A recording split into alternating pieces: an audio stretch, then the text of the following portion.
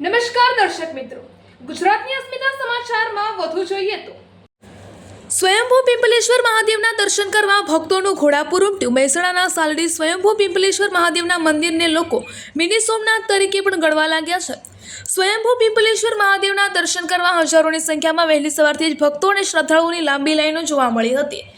શ્રાવણ માસનો પ્રથમ સોમવાર શિવભક્તો માટે અત્યંત મહત્વપૂર્ણ દિવસ મિની સોમનાથ ગણાતા પિંપલેશ્વર મહાદેવનું મંદિર હર હર મહાદેવના જયઘોષથી ગુંજી ઉઠ્યું।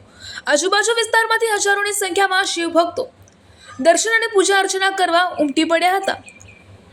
શ્રદ્ધાળુઓ શિવલિંગ પર જલાભિષેક, દૂધાભિષેક અને બિલપત્ર અર્પણ કરી પિંપલેશ્વર મહાદેવની કરી ઉપાસના। શ્રાવણ માસ દરમિયાન કરેલી ભક્તિના ભાગરૂપે ભક્તોએ વિશેષ પૂજા અર્ચના કરી ધન્યતા અનુભવી। આજના પ્રથમ સોમવારે મહાદેવના દર્શન કરીને ભક્તો પોતાના જીવનને બનાવી રહ્યા છે સફળ। કહેજો બ્રિજેન દશરથભાઈ પ્રજાપતિ।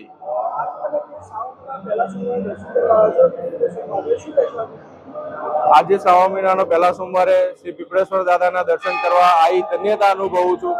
શ્રાવણ મહિનાના પવિત્ર દિવસે સોમવારે હું અમદાવાદથી દાદાના દર્શન કરવા આવેલ છું। દાદા અમારા મનની દરેક મનોકામના પૂર્ણ કરે છે અને પીપળેશ્વર મહાદેવ આજે દર્શન કરવા આવી ભાવિ ભક્તોનું ઘોડાપુર આજે અહીંયા છે, એને જોઈને ખૂબ ખૂબ ખૂબ આનંદ થાય છે અને શ્રાવણ મહિનાના સોમવારના દિવસે દર્શન કરી ખૂબ ધન્યતા અનુભવું છું। મારું નામ પટેલ ખુશી છે, હું કરજી શહેરથી આવું છું।